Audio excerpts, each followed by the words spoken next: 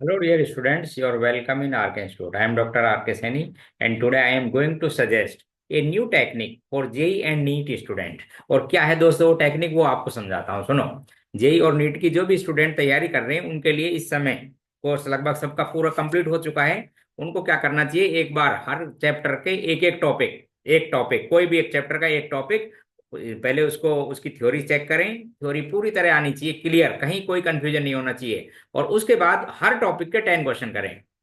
आप देखो आपको कितनी एफिशिएंसी बढ़ती है उस चैप्टर के लिए। जैसे मैंने अब आपको बता देता हूं कि मैं इस काम के लिए आपकी हेल्प करने के लिए मैंने ये सजेस्ट किया है, कर रहा हूं आपको कि हर टॉपिक के आप 10 क्वेश्चन करेंगे। पहले टॉपिक को रीड करेंगे अच्छी तरह से, उसकी बारीकियां देखेंगे, कहीं कोई कंफ्यूजन हो तो आप मेरे से डिस्कस कर सकते हैं सीधे, या उसको पूरा डिटेल मेरे वीडियो को देखें। अब मैं आपको अब थर्मोडायनेमिक्स शुरू कर रहा हूं, तो थर्मोडायनेमिक्स के टोटल मैं आपको 10 वीडियोज डालूंगा इस टाइप के, जिसमें हर वीडियो में एक टॉपिक होगा, उसकी डिटेल थ्योरी क्लियर करूंगा और 10 क्वेश्चन होंगे। तो आप वीडियो को पहले एक बार लाइक करें और सब्सक्राइब करें। और देखो अब आप, जैसे मैंने पहला आपको थर्मोडायनेमिक्स का फर्स्ट लेक्चर डाल रहा हूँ, फर्स्ट लॉ से एडियाबैटिक प्रोसेस, तो पहले उसके थोड़ी थोड़ी समझाऊंगा मैं आपको थोड़ा सा, उसके बाद में 10 क्वेश्चन भी डाल रहा हूँ, आंसर उसके हैं और उनको मैं डिस्कस करूंगा, तो आप हमारे सॉल्यूशन देख सकते हो, ठीक है। और ये इनके मैं की डाल देता हूँ आपको, ये लो।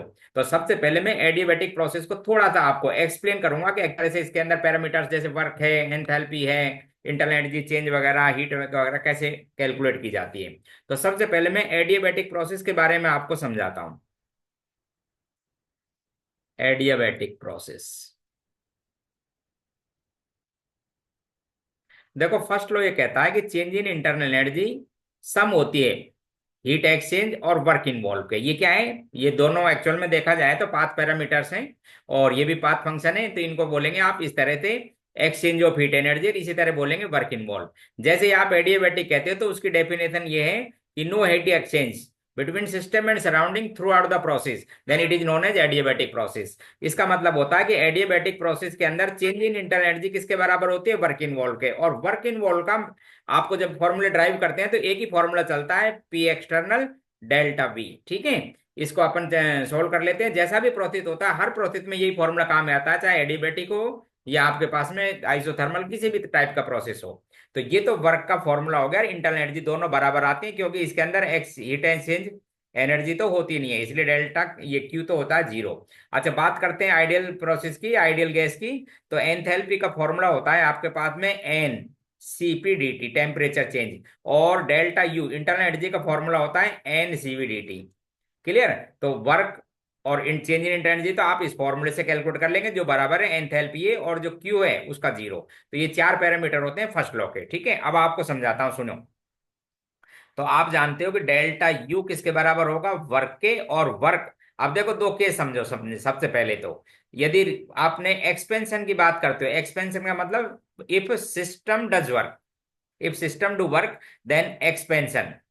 तो एक्सपेंशन की यदि बात की जाएगी तो आप बोलेंगे कि डब्ल्यू का साइन आएगा नेगेटिव में, और डब्ल्यू का साइन नेगेटिव आने का मतलब है कि चेंज इन इंटरनल एनर्जी भी नेगेटिव में। नेगेटिव का मतलब होता है कि फाइनल इंटरनल एनर्जी लेस होगी in comparison to initial internal energy. और आइडियल गैस की बात की जाए तो internal energy only and only function of temperature, it means final temperature less than their initial temperature. Means कि जो गैस है आइडियल गैस वो एडियाबैटिक प्रोसेस में एक्सपेंड होती है, तो फाइनल टेम्परेचर गैस का कम हो जाता है, इसको अपन कहेंगे कूलिंग इफेक्ट।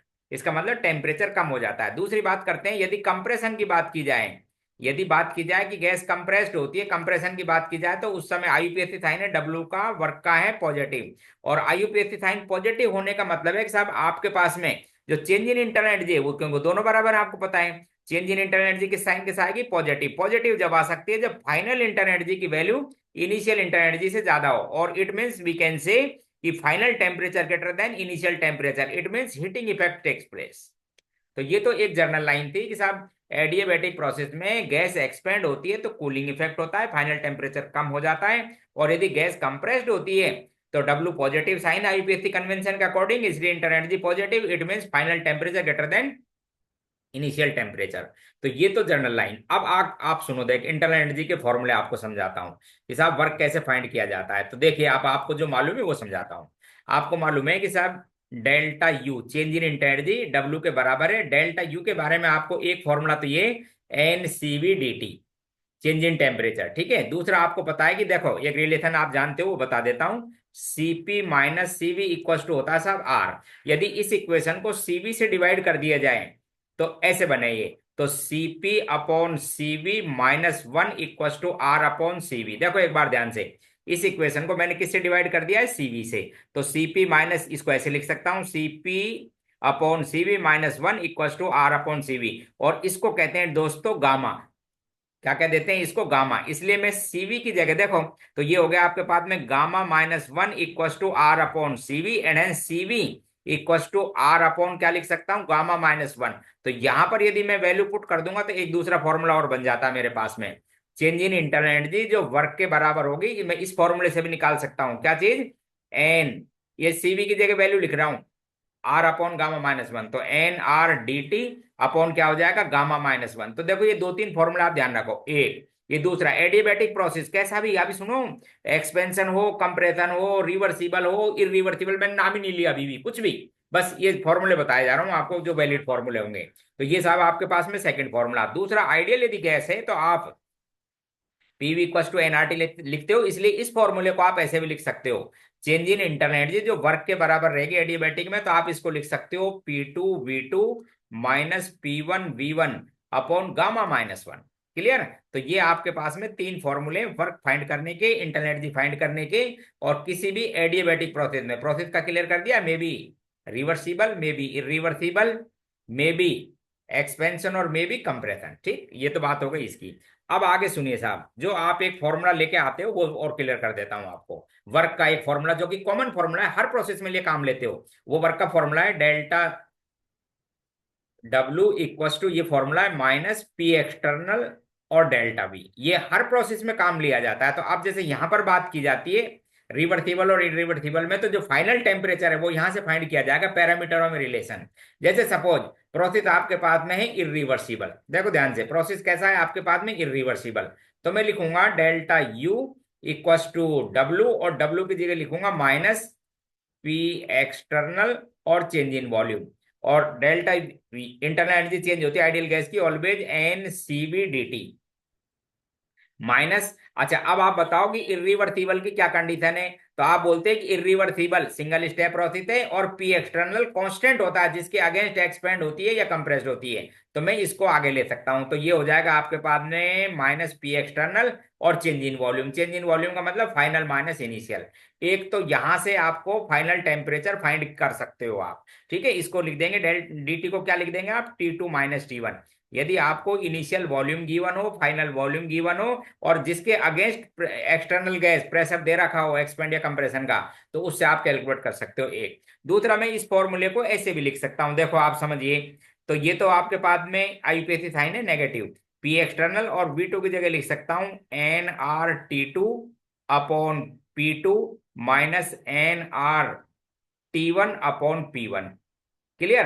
तो मैं इस वैल्यू को आपको ऐसे भी लिख सकता हूं एडियाबैटिक प्रोसेस में। और सोल्व करके लिखूं तो देखो, अभी मैंने आपको बताया था सीवी की जगह क्या लिख सकता हूं, तो एन आर, सीवी की जगह लिख सकता हूं gamma R upon gamma minus one, T2 minus T1। देखो ये फॉर्मूला आपको काम आएंगे, minus P external N R को आप कॉमन ले लो, और फॉर्मूला बन गया T2 upon P2 minus T1 upon P2 P1, T1 upon P1। लो जी, तो एन आर को आप कैंसिल कर सकते हो। इससे आप क्या फाइंड कर दोगे, फाइनल टेम्परेचर, यदि आपको प्रेशर और इनिशियल टेम्परेचर गिवन हो, वॉल्यूम दे रखा हो तो उससे कैलकुलेट कर लेना। तो ये तो किसके अंदर बात की मैंने, इरिवर्सिबल में। ध्यान रखना ये फॉर्मूले किसे कहते हैं, इरिवर्सिबल सिंगल स्टेप, जिसके अंदर फाइनाइट फाइनाइट प्रेशर के अगेंस्ट गैस एक्सपेंड या कंप्रेस्ड होती हो। फाइनाइट का मतलब फिक्स वैल्यू, ऐसा नहीं स्टेपली चेंज नहीं, स्लोली चेंज नहीं, फाइनाइट सिंगल स्टेप।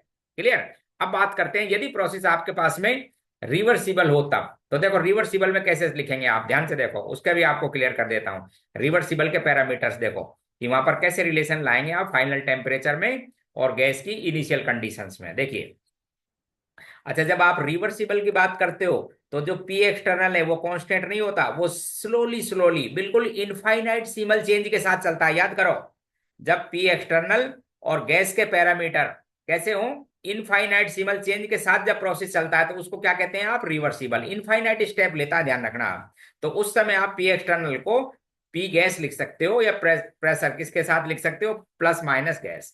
तो इसको तो मैं लिख देता हूं, देखो N C V D T, sign minus है, और प्रेशर ऑफ गैस की जगह लिख देता हूं मैं pressure of gas plus minus DP, small change, infinite सिमल चेंज, एक्सपेंशन कंप्रेशन दोनों आ गए इनटू डीवी। ठीक है, और थोड़ा सोल्व कर रहा हूं, N C V D T, अभी देखते जाओ, माइनस, इसको लिख देता हूं P gas DV plus minus P gas और डीवी। ये भी इनफाइनाइट सिमल चेंज, ये भी infinitesimal change, therefore their product is nearly zero. ठीक है, किसकी बात कर रहा हूं अब मैं आपसे, रिवर्सिबल की, पहले बात की थी इरिवर्सिबल की। यहाँ पे वैल्यू पुट कर रहा हूं गैस के, आइडियल गैस प्रोसेस के लिए, तो यहाँ लिखते हो आप N R T upon V, और ये हो गए साहब आपके पास में डीवी। अब और इधर लिखा हुआ है N C V D T. अब मैं इसको, आपको पता है इनफाइनाइट सिमल चेंज के साथ चलता है, इसलिए अब मैं चेंज निकाल लेता हूं। देखो इनके पैरामीटर्स में देखिए, इस इक्वे एन से एन तो आप कैंसिल कर दीजिए। ठीक है, अब मैं लिख रहा हूं, ध्यान से देखो, सीवी को कांस्टेंट मानते हुए मैं लिखता हूं सीवी डी टी अपॉन, यहां से टी को डिवाइड कर लो इधर, टी, इसको चेंज निकालेंगे बिल्कुल स्लोली, माइनस ये टी तो इधर चला गया, आपके पास में आर कांस्टेंट था ही, उसको भी बाहर निकाल ली, तो ये हो गया आपके पास में डीवी अपॉन वी।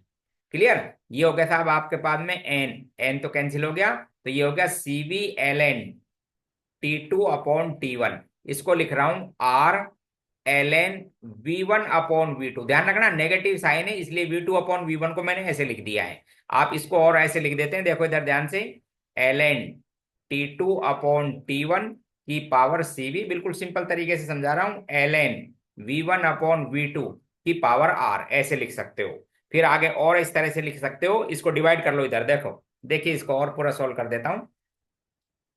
इसको लिख सकते हो आप T two upon T one equals to V one upon V two, इसकी पावर थी साहब आर, और इसको इधर ले आओ, तो ये पावर हो जाएगी सीवी, डिवाइड कर लो सीवी से। आर की जगह क्या लिख सकते हो बताओ आप, आर की जगह लिख सकते हो सीपी माइनस सीवी, और इस इक्वेशन को फिर गामा माइनस वन लिख सकते हो, तो हो जाएगा T two upon T one equals to V one upon V two, और पावर क्या हो गई बोलो, गामा माइनस वन। ये फर्स्ट रिलेशन आया आपके पास में किसमें, टी और वी के अंदर रिलेशन आया, रिवर्सिबल प्रोसेस के अंदर। तीनों पैरामीटर में रिलेशन बताऊंगा, इसको मैं ऐसे भी लिख सकता हूं, टीवी की power gamma minus one equal to constant, पहला रिलेशन। ठीक है, ध्यान रखना आप। अच्छा, अब जैसे मुझे चाहिए साहब पी और वी में रिलेशन, तो देखो उसको भी लाता हूं। एक रिलेशन आपने ड्राइव कर लिया, आप सुनो, ये रिलेशन आया टी वी की power gamma minus one equal to constant, पहला रिलेशन। अब आपको पता है कि आइडियल गैस के लिए पीवी इक्वल टू होता है एनआरटी, तो इस टी की जगह पी में रिलेशन लाना है, तो इस टी की जगह क्या लिख दीजिए आप, पीवी, बाकी कांस्टेंट हो जाएगा। इस टी की जगह क्या लिख देता हूं, पीवी, और ये था वी की पावर है gamma minus one equal to कोई कांस्टेंट होगी वैल्यू। ठीक है, इसको जब सोल्व करेंगे तो यहाँ पे वी की पावर वन है, तो आपके पास में हो गया पी वी की power gamma equal to constant. बढ़िया रिलेशन, ध्यान से देखना। और एक बात सोचो, पी वी की power gamma equal to constant, और ध्यान रखना गामा किसका नाम था, गामा बताइए, सीपी अपॉन सीवी का, और सीपी हमेशा ज्यादा होती है बजाय सीवी से, इसलिए गामा की वैल्यू, हालांकि डिपेंड करती है डिग्री ऑफ फ्रीडम्स पे, मोनोएटॉमिक गैस के लिए तो सेम होती है, डाइएटॉमिक पॉलीएटॉमिक में वाइब्रेशनल डिग्री ऑफ फ्रीडम भी एक्टिव हो जाते हैं, बाकी आपको ध्यान रखना है कि गामा ऑलवेज वन से ग्रेटर होता है। ठीक है, तो ये रिलेशन आ गया किसके अंदर, पी और वी के अंदर। ठीक है, तीसरा रिलेशन और बताता हूं, पी और टी के बीच में, देखो पी और टी के बीच में, तो टी तो यही लिखा रहने दो, और अब आइडियल गैस इक्वेशन आपको मालूम है, तो क्या लिखेंगे इधर देखो, टी तो ये लिखा देखो, और P V is equal to N R T, तो इस वी की जगह आप टी अपॉन वी लिख सकते हो। यहाँ पे देखो, इस टी की जगह पी में लाना है, तो इस वी की जगह क्या लिख सकते हो आप, टी अपॉन पी। यहाँ पे तो मैं लिख रहा हूँ, देखो रिलेशन, देखिए क्या रिलेशन आएगा, तो इन तीनों में एक रिलेशन भी आपको लर्न करना है। तो ये हो गया टी, और इस वी की जगह लिख रहा हूँ T upon P, T upon P, उसकी पावर क्या लिखी हुई है, गामा माइनस वन, और वी कैन से टी की पावर गामा इंटू पी की power one minus gamma equal to constant, और आप ऐसे भी कह सकते हो टी की पावर गामा अपॉन पी की power gamma minus one equal to constant. तो ये साहब आपके पास में तीनों पैरामीटर्स में रिलेशन है, किसके लिए रिलेशन है ये, रिवर्सिबल प्रोसेस के लिए। क्या क्या आए थे, एक बार ध्यान से समझ लो, टी वी क्या रिलेशन आया, टीवी की power gamma minus one equal to constant, P V की power gamma equal to constant, और टी की पावर गामा इंटू पी की power 1 - gamma equals to constant. ये तीनों रिलेशन है जिससे आप जब भी आपको दिया जाएगा कि साहब दो पैरामीटर, एक पैरामीटर से दिया जाएगा तो एक्सपेंशन कंप्रेशन, दूसरे को फाइंड कर सकते हो। तो ये तो हो गया साहब आपके पास में रिलेशन। अब आपको मैं फाइनल लाइन हो गई, फिर एक थोड़े से ग्राफ और समझा देता हूं, ठीक है, एडियाबैटिक में और पर्टिकुलरली रिवर्सिबल आइसोथर्मल में। देखो, ये तो साहब आपके पास में प्रेशर और ये वॉल्यूम, रिवर्सिबल प्रोसेस की बात करें तो बिल्कुल धीरे धीरे धीरे धीरे चेंज होता है, इनफाइनाइटसिमल चेंज के संग चलता है। ये एक्सपेंशन का प्रोसेस था, ठीक है। इसी तरह से ये भी एक्सपेंशन का प्रोसेस है। ये साहब आपके पास में इनिशियल कंडीशन है, ये फाइनल कंडीशन है। सपोज ये बी था और ये सी था। अब सुनो, देखो, पीवी इक्वल्स टू कॉन्स्टेंट, ये तो किसके लिए रिलेशन है? आइसोथर्मल के लिए। ध्यान से देखो, आइसोथर्मल के लिए। और पीवी की power gamma equals to constant, ये किसके लिए रिलेशन आया? आपके लिए, एडियाबैटिक के लिए। और गामा की वैल्यू ध्यान रखना ऑलवेज ग्रेटर देन 1 होती है, चाहे गैस मोनोएटॉमिक, डाइएटॉमिक, पॉलीएटॉमिक कोई भी हो। इसलिए जो आपके पास में स्लोप आएगा एडियाबैटिक प्रोसेस के लिए वो मोर नेगेटिव आएगा। स्लोप क्या होगा? मोर नेगेटिव स्लोप होगा। इसलिए ऊपर तो रहेगा आपके पास में कौन सा? आइसोथर्मल। ऊपर तो रहेगा प्रोसेस आइसोथर्मल, और नीचे वाला कौन सा रहेगा? एडियाबैटिक। यदि आप मैग्नीट्यूड वाइज बात करेंगे तो एरिया जो एडियाबैटिक प्रोसेस का है वो कम रहेगा, किससे? आइसोथर्मल से। तो इनिशियल कंडीशन सेम हो, same pressure, same volume, same amount, इस तरह से। और फाइनल वॉल्यूम भी यदि सेम हो गैस का, तो आप बोलेंगे कि आइसोथर्मल प्रोसेस में मोर वर्क इन्वॉल्व होगा in comparison to adiabatic process, because more area involve under P V graph. Clear होगी बात? ठीक, तो क्योंकि गामा की वैल्यू आपको पता है 1 से ज्यादा है। अब मैं, ये तो हो गए साहब जनरल डिस्कशन। अब आपको 10 क्वेश्चन जो मैं बोल रहा था, 10 क्वेश्चन मैंने डाले हैं, उनको आपको डिस्कस करा देता हूं। जो आते हैं वो आपसे ठीक है, बाकी सबका सॉल्यूशन देख सकते हो। देखो, चलते हैं क्वेश्चन नंबर फर्स्ट पे। देखिए बात, अब आप स्टार्टिंग से आइए। ये तो थोड़ी थ्योरी हो गई। अब जो बोल रहा था ना, 1 टॉपिक 10 क्वेश्चन, तो ये तो एक टॉपिक था एडियाबैटिक, क्लियर कर दिया। अब बात करते हैं साहब इसके 10 क्वेश्चनों की। पहला क्वेश्चन, इनमें सब मैं आपको बता देता हूं, जनरली फाइनल टेम्परेचर जरूर पूछते हैं वो, ठीक है, उससे ही आंसर आता है। तो पहला क्वेश्चन समझो आप, calculate work done. Work done by the system in इर्री, ध्यान से पढ़ना, work done by the system, ध्यान से सुनना क्योंकि आपको आंसर में ध्यान रखना पड़ेगा। इरिवर्सिबल सिंगल स्टेप है, अभी बोल रहा था आपको, एडियाबैटिक एक्सपेंशन है 1 मोल, कोई पॉलीएटॉमिक गैस है, गामा दे रखा है 400 केल्विन से, जिसका प्रेशर 10 एटीएम से कितना हो गया? 1 एटीएम। तो आपको वर्क निकालने के लिए तो मैंने ये बताया था कि delta U equals to work, और इसके 3 फॉर्मूले थे। एक फॉर्मूला तो यही था, N C V D T. दूसरा फॉर्मूला आपको बताया था एन आर गामा-1 dt। और तीसरा फॉर्मूला अभी आपको डिस्कस किया, P2V2 -P1V1 अपॉन गामा-1, सबके लिए थे, एडिबेटिक वगैरह के लिए। अब इस क्वेश्चन में देखो, आपको गामा गिवन, फाइनल टेम्परेचर नहीं दे रखा, ठीक है, फाइनल टेम्परेचर। तो अब आपको फाइनल टेम्परेचर तो निकालना ही पड़ेगा। तो वो देखो, एक वर्क का फॉर्मूला था वो मैं लगा रहा हूं, देखिए आप क्वेश्चन को ध्यान से। एन सीवी T2 - CV आपको दे रखी है क्वेश्चन में, गामा दे रखा है, तो गामा के लिए फॉर्मूला लिखना चाहो तो गामा से लिख लो, NCV NR T2 - T1 upon गामा-1। और ये फॉर्मूला था माइनस P एक्सटर्नल और डेल्टा V, V2 - V1 किसके लिए था? ये एडियाबैटिक, किसके लिए? सिंगल स्टेप के लिए। अब इसमें यदि वैल्यू पुट की जाए, ध्यान से देखो, तो ये फॉर्मूला बन गया था, एनआर तो कैंसिल हो ही गया था एनआर से, तो आपके पास में आया था T2 - T1 अपॉन गामा-1 इक्वस टू, माइनस साइन आएगा पी एक्सटर्नल, और क्या आएगा? T2/P2 minus T1/P1। अब मैं एक बार वैल्यू पुट करके दिखाता हूं आपको, देखो, इनकी वैल्यू पुट करके दिखाता हूं। देखिए, T2 तो मुझे फाइंड करना ही है, T2 मुझे क्या करना है? फाइंड करना है। T1 केल्विन में लिखना था 400 केल्विन, ठीक है। गामा दे रखा है आपको कितना? 4/3, उसमें से 1 सब्सट्रैक्ट करेंगे तो ये आएगा 1/3, ये 1, और इसको मल्टीप्लाई कर देता हूं 3 से। पी एक्सटर्नल, ध्यान से देखो, पी एक्सटर्नल दे रखा है आपको 1 मोल ऑफ गैस है, और प्रेशर 10 एटीएम से 1 एटीएम। अच्छा, पी एक्सटर्नल नहीं दे रखा हो तो जो फाइनल प्रेशर है उसी को बोलो एडियाबैटिक में या इरिवर्सिबल में। तो पी एक्सटर्नल हो गया 1 एटीएम। फाइनल टेम्परेचर आपको निकालना था T2। इनिशियल इनिशियल प्रेशर कितना, फाइनल प्रेशर कितना दे रखा है आपको? 1 एटीएम। और इनिशियल ये टेम्परेचर दे रखा था 400 केल्विन, और इनिशियल प्रेशर दे रखा था आपको 10 एटीएम। 10 एटीएम। अब इसको थोड़ा सोल्व करते हैं, आप देखो ऐसे क्रॉस मल्टीप्लाई करके आपके पास में फाइनल टेम्परेचर आ जाएगा इस फॉर्मूले से। समझ रहे हो मेरी बात? इसको थोड़ा सोल्व कर लेना, तो आपके पास में फाइनल टेम्परेचर आएगा 310। अब जब फाइनल टेम्परेचर आएगा तो अब रख दो आप, ठीक है। तो nRT2 - T1 गामा -1, जब ये वैल्यू यहाँ पर पुट करोगे, T2 फाइनल कितना था 310, इनिशियल कितना था 400 दे रखा है क्वेश्चन में, इसलिए W को जब आप बात करोगे, W ही तो है, ध्यान से देखो, तो ये वैल्यू आएगी नेगेटिव साइन के साथ, और आंसर आएगा, मैं आपको बताता हूँ फर्स्ट वाला। अब सुनो कैसे लिखोगे, 2.2 किलो जूल में है, इसलिए ये वैल्यू जो जूल में आएगी ना, आर की वैल्यू ध्यान रखा करो, आर की वैल्यू कितनी लिखते हैं जूल में, आर की वैल्यू जूल में लिखी जाती है 8.314 जूल पर केल्विन पर मोल, 8.3 लिख लिया करो, 8.314, तो ये लिखोगे तो ये जूल में डिवाइड कर लेना 1000 से, तो किलो जूल में आएगा। अब सुनो, डब्ल्यू की वैल्यू आएगी विद नेगेटिव साइन ये। अब पूछा है वर्क डन, अब ध्यान से देखो, वर्क डन जब पूछा जाता है तो मैग्नीट्यूड बताया जाता है, इसलिए ऑप्शन फर्स्ट और एक ऑप्शन थर्ड को ध्यान से देखो आप, वर्क डन पूछेंगे तो मैं साइन नहीं लगाऊंगा, मैग्नीट्यूड बोलूंगा कितना 2.2 किलो जूल, और डब्ल्यू के संग यदि एक्सप्लेन करूंगा तो नेगेटिव साइन अपने आप आएगा बाई फॉर्मूले से,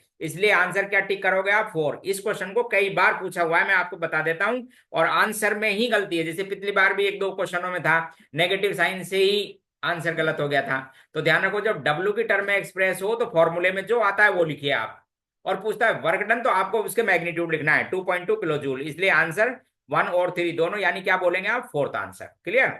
अच्छा, अब दूसरा देखो क्वेश्चन, अब दूसरे में क्या दिक्कत है वो बता देता हूं, ऐसी ही क्वेश्चन है, 2 मोल ऑफ आइडियल गैस है, सेम उसी तरह से 2 मोल लिखनी है, 300 केल्विन 580 में एक्सपेंड होती है, इरिवर्सिबल, सब चीज वही है, फाइनल प्रेशर है 2 against constant external pressure of 180 M. अब ध्यान से देखो, यहां तो मुझे कांस्टेंट प्रेशर दे नहीं रखा था, अब कांस्टेंट प्रेशर यहां पर लिखूंगा मैं 180 एम, फाइनल प्रेशर कितना दे रखा है आपको, फाइनल 2, यहां पर लिखेंगे आप 2, इनिशियल प्रेशर क्या लिखेंगे आपको जो दे रखा 580 एम, इससे आपके पास में फाइनल टेम्परेचर आएगा, जब फाइनल टेम्परेचर आ जाए फिर कैलकुलेट करना आप, ठीक है, फिर आप क्या कैलकुलेट करोगे, उसी तरह से वर्क कैलकुलेट करोगे, तो फाइनल टेम्परेचर दोनों में कैलकुलेट करके देखो, फॉर्मूला मैंने अभी आपको समझा दिया लास्ट वाले, तो उनके फॉर्मूले को डाल के देखिए, इसलिए फाइनल टेम्परेचर में आपका आंसर नहीं आएगा, ठीक है। तो इसके अंदर जब आप कैलकुलेट करोगे, तो इस क्वेश्चन के अंदर जो आपके पास में सेकंड क्वेश्चन है, इसके अंदर फाइनल टेम्परेचर चेक करके देख लेना, फाइनल टेम्परेचर इनसे तो कम ही आता है, आपको पता है एक्सपेंड हो रही है गैस, क्या हो रही है एक्सपेंड, तो ये आएगा 270 केल्विन। क्लियर, फिर अपनी वैल्यू रख लेना आप, ठीक। क्वेश्चन नंबर थर्ड एक्सप्लेन कर रहा हूं, देखो क्वेश्चन थर्ड को ध्यान से देखो, क्वेश्चन थर्ड बिल्कुल इसी तरह के हैं, देखो अब आपके थोड़ा लैंग्वेज बदली है, लैंग्वेज का प्रोसेस बदल दिया, वो इरिवर्सिबल थे अब रिवर्सिबल है, तो आपको बताना है वॉल्यूम हो गया था उसका 27 टाइम्स, और फाइनल टेम्परेचर बताना है वर्क, तो फाइनल टेम्परेचर आ जाएगा तो वर्क भी आ जाएगा। तो अब आप देखो क्या क्या दे रखे हैं आपको, इनिशियल टेम्परेचर गिवन है, और इनिशियल वॉल्यूम और फाइनल वॉल्यूम, तो आपके पास में टेम्परेचर और वॉल्यूम का रिलेशन था T2/T1 इक्वल टू V1/V2, उसकी पावर क्या थी गामा-1, ये रिलेशन था, टीवी की पावर गामा-1। इनिशियल वॉल्यूम और फाइनल वॉल्यूम में क्या रिलेशन है, इनिशियल वॉल्यूम था सपोज V1 और फाइनल वॉल्यूम कितना होगा 27 टाइम्स, तो इसको लिखूंगा 27 V1। इनिशियल टेम्परेचर आपको गिवन है कितना 300 केल्विन, केल्विन में ही लिखना जिससे आंसर भी केल्विन में आएगा। गामा की वैल्यू, गामा दे रखा है आपको 1.33, 1.33 का मतलब 4/3, तो 1.3 का मतलब ये हो गया था, अब आपके पास में गामा-1 लिखते 4/3 को डिवाइड करते थे 1/3 आता। और अब देखो आप इसको थोड़ा सॉल्व कर देता हूं, T2/300 इक्वल टू 1 ये 27 है, ध्यान रखना 27 को लिख सकते हो 3 की पावर 3, ये है 27, और इसके ऊपर कितने मल्टीप्लाई करोगे, पावर कितनी लिख रहा है 1/3, तो ये आएगा आपके पास में 3, तो ऊपर 300 करोगे तो T2 की वैल्यू आ जाएगी आपके पास में 100 केल्विन, लो 100 केल्विन तो आ गई T2 की वैल्यू। अब वर्क यहां से कैलकुलेट कर लो फाइनल, तो T2 जैसे ही आ जाता है तो वर्क आ जाता है, क्योंकि वर्क कैलकुलेट करने के लिए तो आपको CV दे ही रखी है, तो W और किसके बराबर होता है इंटरनल एनर्जी के बराबर आइडियल एडियाबैटिक में, और किसके बराबर होता है NCV/T2 - T1।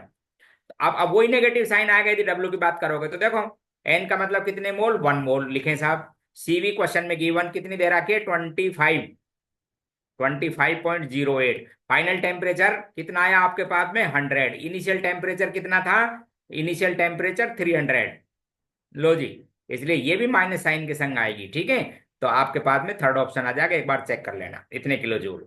फिर देखो क्वेश्चन नंबर 4, बस आपको प्रैक्टिस करने के लिए मैंने 10 क्वेश्चन डाले हैं, बाकी सब इसी थीम पर क्वेश्चन होंगे। और फाइनल टेम्परेचर या फाइनल तो वो आपको निकालना ही पड़ेगा। जैसे मैंने इस क्वेश्चन नंबर 4 में आपको यही कैलकुलेट करने के लिए बोला है। देखो ध्यान से सुनो। एडियाबैटिक प्रेशर से 3 मोल्स हैं आइडियल गैस के, 200 केल्विन 2 atm प्रेशर था। एडियाबैटिक रिवर्सिबल प्रोसेस है, टेम्परेचर भी दे रखा है 250, सीवी भी दे रखी है आपको। तो एक तो क्या बताना है, ये चारों चीज कैलकुलेट करनी है। तो ध्यान से सुनो, क्यू के लिए तो आप 0 लिख ही दिया करो, एडियाबैटिक लिखे तो। और डेल्टा यू और change in internal energy work के बराबर होती है, जिसको क्या लिख सकते हो, एन सीवी डी टी, ये सब चीजें। तो वर्क यहीं से आ जाएगा, एन आ जाएगा, एन दे रखा है 3 मोल लिखें, सीवी गिवन है क्वेश्चन में, और फाइनल टेम्परेचर और इनिशियल टेम्परेचर भी दे रखा है। ठीक है, गैस कैसी हुई है यहाँ पर, कंप्रेस्ड, इसलिए पॉजिटिव साइन आएगा अपने आप। तो यहीं से कैलकुलेट करके देखना है, एन की जगह 3 मोल, सीवी आपको क्वेश्चन में दे रखे 27.5 जूल में आएगा, ध्यान रखना आप। और चेंज इन टेम्परेचर प्लस में कितना आएगा, 50। तो ये हो गई साहब आपके पास में डेल्टा यू और वर्क। अब बात करते हैं साहब, अच्छा डेल्टा एच भी कर सकते हो यहीं पे। डेल्टा एच इक्वल टू क्या आएगा, एन सीपी डी टी। तो टेम्परेचर चेंज तो ये, और सीपी कैसे लिखोगे, ये जो सीपी दे रखी है इसमें आर की वैल्यू ऐड कर लिया करो, क्योंकि सीपी इक्वल टू क्या होता है, सीवी प्लस आर। तो ये वैल्यू दे रखी है आपको 27.5 जूल में। ठीक है, तो आर की वैल्यू जूल में भी कितने लिखोगे, 8.314। तो ये तो हो गई साहब सीपी और वो टेम्परेचर चेंज, तो ये दोनों आ गई। फिर एक चीज और पूछिए, फाइनल वॉल्यूम और फाइनल प्रेशर। अब वो रिलेशन जो थे आपके पास में, किस वाले के बात कर रहा हूं मैं, रिवर्सिबल की, उनसे निकालेंगे आप। देखो बिल्कुल सिंपल, वो आपको दे रखे हैं। ठीक है, पावर वाली जो वैल्यू है आपको गिवन है क्वेश्चन के अंदर। जैसे मुझे फाइनल इसका निकालना था, वॉल्यूम या प्रेशर। ठीक है, तो अब आपके पास में रिलेशन देखो इधर, जैसे मैं बोलता हूँ temperature T2 upon T1, pressure की बात करता हूँ या वॉल्यूम की बात करता हूँ, तो वॉल्यूम के लिए लिखते हो आप V2 अपॉन V1, और पावर क्या लिखते हो, गामा माइनस 1। ठीक है, अब देखो वॉल्यूम के रेस्पेक्ट में जो आपको वैल्यू दे रखी है, ये टेम्परेचर दे रखा है, सुनो गामा कितना है, इसका गामा भी निकाल लेते हैं। गामा निकालोगे आप किससे, सीपी अपॉन सीवी। तो सीपी की वैल्यू मैंने आपको बताया था ना, ऐड कर लेना इसके अंदर। कितनी ऐड कर लोगे इसके अंदर, सीपी की वैल्यू 8.314 ऐड कर लेंगे, जिससे आपके पास में आ जाएगी इसकी सीपी। तो इसका गामा निकालो आप। तो जब इसका गामा निकालेंगे तो ये आता है, कैलकुलेट करके देख लेना, 4/3। क्योंकि आपके पास में इसमें डिवाइड करोगे ना इससे, तो गामा आ जाता है इसका 4/3 या 1.33। ठीक है, तो ये गामा हो गया। अब देखो मैं आपको इसका सोल्व करके दिखा देता हूँ। T2, T2 दे रखा है 250, T1 200, 200। इसको कर देता हूं 1/गामा-1 equal to V2 upon V1। Clear. अच्छा, वन गामा की वैल्यू कितनी दे रखी थी आपको, 4/3। 4/3, 4/3 का मतलब 1.33। 1.3 में से 1 सब्सट्रैक्ट होगा तो ये कितना आ जाएगा, 1/3, 1/0.3। क्यों भाई, और 1/0.3 की वैल्यू आपको दे रखी है सीधी, देखो ये रही 1/0.3 की वैल्यू आपको गिवन है। तो ये तो आपके पास में हो गया 5 और ये 4, और इसकी वैल्यू 1/0.3 की वैल्यू 2.5, 2.1, कितनी दे रखी है, 2.1। अब आपको फाइनल वॉल्यूम निकालना है, तो इनिशियल वॉल्यूम को मल्टीप्लाई कर दो आप। इनिशियल वॉल्यूम निकालने के लिए आपके पास में वॉल्यूम निकालने का फॉर्मूला है, volume equals to nRT upon P. Mole दे रखे हैं, आर आपको मालूम, वॉल्यूम के रेस्पेक्ट में ये लिखा करो आर की यूनिट, एनर्जी के रेस्पेक्ट में कैलोरी या जूल, लीटर एटीएम में, टेम्परेचर भी गिवन, प्रेशर भी गिवन, इनिशियल 2 atm, तो वॉल्यूम आ जाएगा फाइनल वॉल्यूम। क्लियर, ऐसे। अब इसी तरह से प्रेशर यदि फाइंड करना है, तो उसके लिए भी आपको देखो प्रेशर का रिलेशन बताया था रिवर्सिबल में, टेम्परेचर के साथ। या तो वॉल्यूम जब आपने फाइंड कर लिया तो उससे कर सकते हो, बाकी टेम्परेचर की वैल्यू दे रखी है इससे कर सकते हैं। देखो T2 अपॉन T1 की power gamma equals to P1 upon P2 की पावर क्या थी बोलो, 1 - गामा। ठीक है, गामा की वैल्यू 1 से ज्यादा होती है, इसलिए इस वैल्यू को P2 अपॉन P1 कर लो, और इस फॉर्मूले को कर दो आप गामा-1। ठीक है, तो इसको भी मैं ऐसे कर लेता हूं, क्योंकि प्रेशर पूछा है ना, तो इस वैल्यू को इधर नीचे ले आओ आप, गामा-1। गामा कितना था, 4/3। गामा कितना था, 4/3 या 1.33। क्यों भाई, कितना था ये, 1.33। ठीक है, 1.3, और इसमें से -1 करेंगे तो कितना आ जाएगा, 0.3। तो ये 13/3, ये वैल्यू भी दे रखी है, देखो ये वैल्यू दे रखी है, P1 आपको मालूम है, P2 आ जाएगा, खत्म। तो ये आपका आंसर आएगा 4। चेक करके देख लेना, मैंने आंसर डाल दिए हैं। ये क्वेश्चन था 4। ठीक है, एक बार सोल्व करो इन पैरामीटरों को, मैंने रिलेशन आपको समझा दिए। देखो एक छोटा सा क्वेश्चन, कुछ नहीं है मैं इतने खास से, 3 मोल्स एक गैस है एक्स जिसका सीपी दे रखा है, एंड 2 मोल्स आइडियल गैस है वाई, उनको क्या कर दिया, एक वेसल में मिक्स कर दिया और कंप्रेस्ड कर दिया reversible adiabatically. During this process temperature of the change वो भी बता दिया, 300 से कितना हो गया 400। ध्यान से देखो इंक्रीज हुई है, क्यों, क्योंकि कंप्रेशन का हुआ है, मतलब हीटिंग इफेक्ट हुआ है। Calculate change in internal energy, तो चेंज इन इंटरनल एनर्जी तो एक गैस के लिए आप ऐसे लिखते हो N C V D T D T. अब यहाँ पर दो गैस का मिक्सचर है तो आप दोनों के लिख लो, तो N1 CV1 plus N2 CV2 और ये dt। ठीक है, N1 दे रखा है, कितना दे रखा है N1 आपको 3 मोल्स। Cv ये Cp है, ध्यान रखना गैस की, तो Cp में से R सब्ट्रैक्ट करो तो Cv कितनी हो जाएगी 3/2 R। ठीक है, पहली गैस की। दूसरी गैस के लिए वाई के कितने मोल दे रखे हैं 2 लिख देता हूं। इसकी भी सीवी, ये सीपी है इसलिए आर कम करो तो कितनी हो जाएगी 5/2 R, और ये डी टी। क्लियर।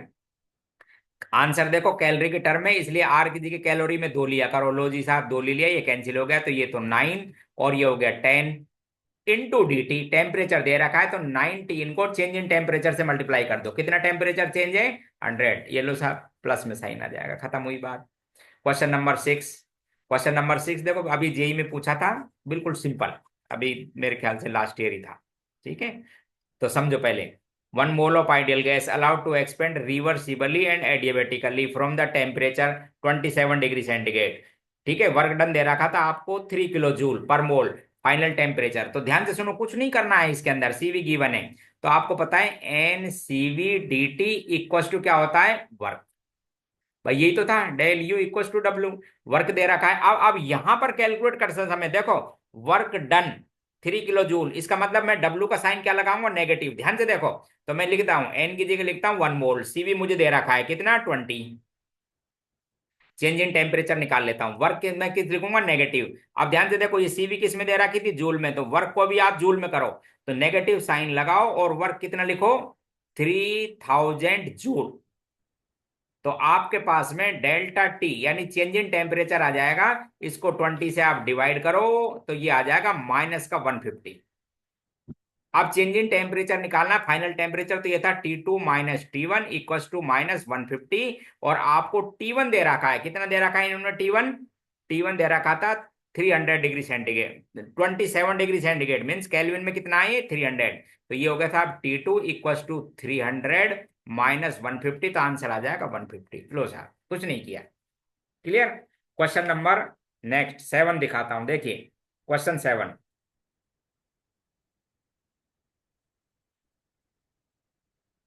देखो ये आया हुआ है जेई में, ध्यान से देखो, जेई नीट सब में आते रहते हैं ऐसे क्वेश्चन, बिल्कुल सिंपल, करना कुछ भी नहीं है। नीट वाले स्टूडेंट भी ध्यान से देखो ऐसे क्वेश्चन। ठीक है ना।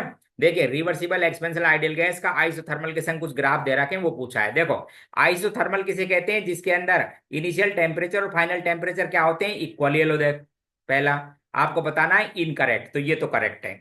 इनकरेक्ट बताने थे, ये कैसा रिलेशन था आपके पास में, करेक्ट। दूसरा लिख रखा है T3 ग्रेटर देन T1। अब सुनो कुछ नहीं करना है, ये T1 और ये T3 और एडियाबेटिक प्रोसेस एक्सपेंशन का वैसे है, क्योंकि इनिशियल वॉल्यूम से फाइनल वॉल्यूम ज्यादा है, तो जैसे ही एक्सपेंशन की बात करोगे तो W किस में आएगा नेगेटिव में। कूलिंग इफेक्ट मींस T2 जो T3 है वो कम रहेगा किससे T1 में, कूलिंग इफेक्ट, इसलिए ये हो गया इनकरेक्ट।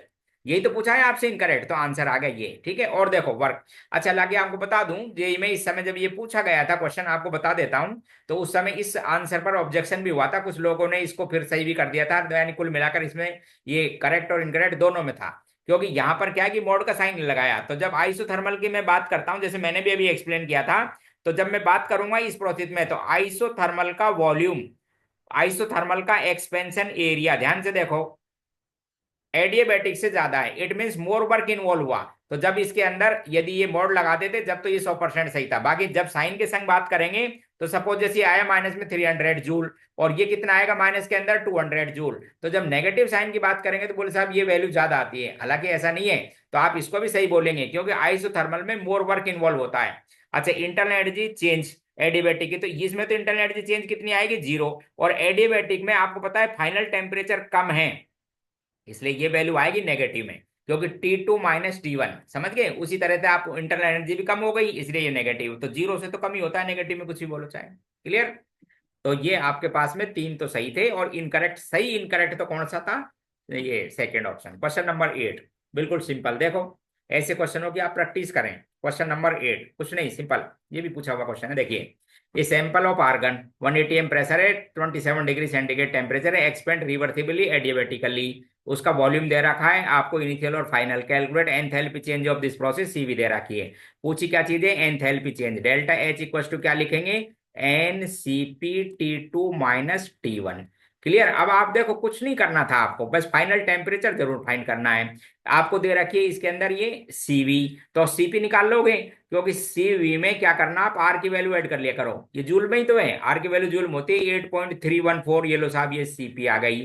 ठीक है। मोल दे, अच्छा मोल और निकालना पड़ेगा आपको, यहाँ पर देखो इसमें मोल भी निकालने पड़ेंगे, क्यों नहीं दे रखा है। तो पीवी अपॉन आर टी। ठीक है, क्लोज कंटेनर, इसलिए मोल निकालो। इनिशियल प्रेशर गिवन, देखो 180 M. Initial volume given 1.25 decimetre cube या लीटर, ये की बात होती है। ठीक है। आर की वैल्यू लिखना 0.0821, और इनिशियल टेम्परेचर कितना दे रखा है आपको, इनिशियल टेम्परेचर क्वेश्चन में दे रखा है 300। तो ये मोल आ गया आपके पास में, और सीपी आपने कैलकुलेट कर ली। फाइनल टेम्परेचर के लिए फॉर्मूला है ही आपके पास में। फाइनल टेम्परेचर के लिए देखो, वैल्यू भी आपको सोल्व करके बता रखी है कि साहब इसकी वैल्यू इतनी है। देखिए फाइनल टेम्परेचर का फॉर्मूला T2/T1, वॉल्यूम दे रखा है V1/V2। उसकी पावर क्या लिखोगे, गामा -1। क्या लिखोगे, गामा-1। इनिशियल वॉल्यूम आपने अभी निकाल ही लिया था, ये दे रखा है वॉल्यूम। ठीक है। T2/T1 की वैल्यू कितनी दे रखा है, 300। इनिशियल वॉल्यूम कितना था, 1.25। Final volume 2.5। ठीक है। गामा, फिर गामा कैलकुलेट करेंगे इस गैस का। क्वेश्चन गैस में गामा कैलकुलेट करेंगे। आर्गन है वैसे तो, फिर भी बाकी कैलकुलेट कर लेना। ये आ जाएगा आपके पास में, अमोनियोटॉमिक गैस के लिए आता है 1.66 के आसपास। ठीक है। 1.66, तो यहाँ लिखेंगे 0.66 हो जाएगा। 1.66 - 1, ये वैल्यू आपको दे रखी है, देखो ये 0.5 की पावर 2/3, 1.66 को 2/3। तो ये इसको आप 0.66 से मल्टीप्लाई कर देना। लो साहब, ये फाइनल टेम्परेचर आ गया आपके पास में। जैसे ही फाइनल टेम्परेचर आ जाता है सॉल्व, क्योंकि आपको लिखना था NCP T2 - T1। ठीक है। ये T2, अब गैस एक्सपेंड हो ही रही है, समझ रहे हो मेरी बात, रिवर्सिबल ही है। 1 लीटर, क्योंकि वॉल्यूम इंक्रीज, तो इसलिए नेगेटिव साइन आएगा। Answer third. Third. Question number 9 बिल्कुल इसी तरह का, फिर देखो ये भी एक बार पूछा हुआ है जेई में। ठीक है। तो ऐसा नहीं है कि नहीं, नीट में नहीं आते, एडिबेटिक के नीट में भी आते हैं, लेकिन जेई में कैलकुलेशन ज्यादा आती है, नीट में जनरल लाइन पूछते हैं ज्यादातर। ठीक है। 1 मोल ऑफ लिक्विड है, कोई 1 मोल लिक्विड है।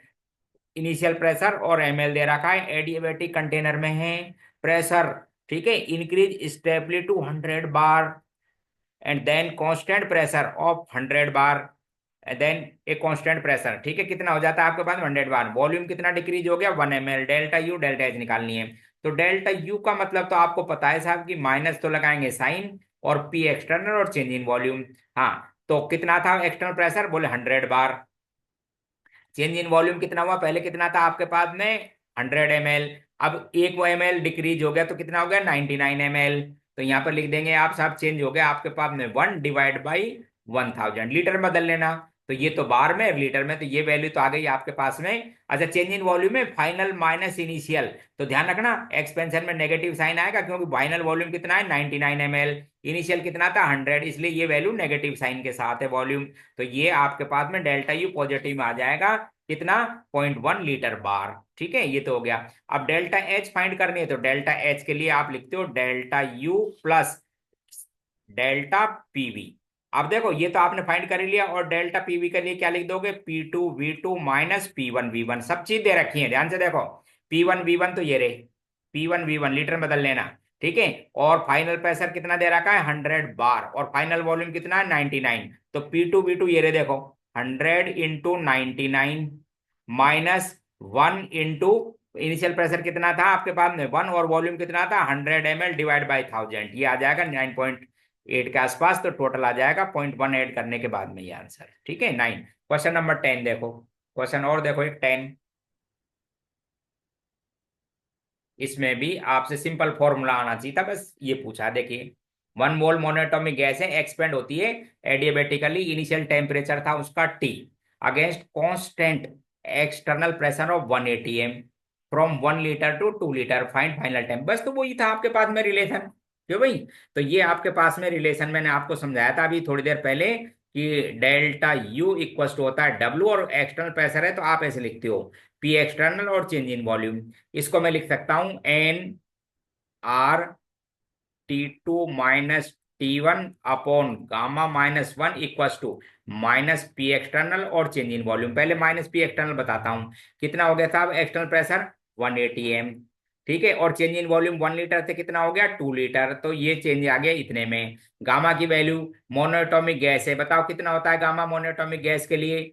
गामा गामा होता था मोनोएटॉमिक गैस के लिए 5/3 R।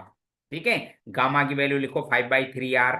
तो 5/3 R में से आप क्या करो, एक कम कर दोगे तो कितना बच जाएगा, ये 2/3 R। तो यहाँ पर आप क्या करो, इसको डिवाइड करो, गामा को यहाँ लिख देता हूँ 3/2 R। R से आप कॉमन ले लेना, कैंसिल हो जाएगा, और डिवाइड कर लो।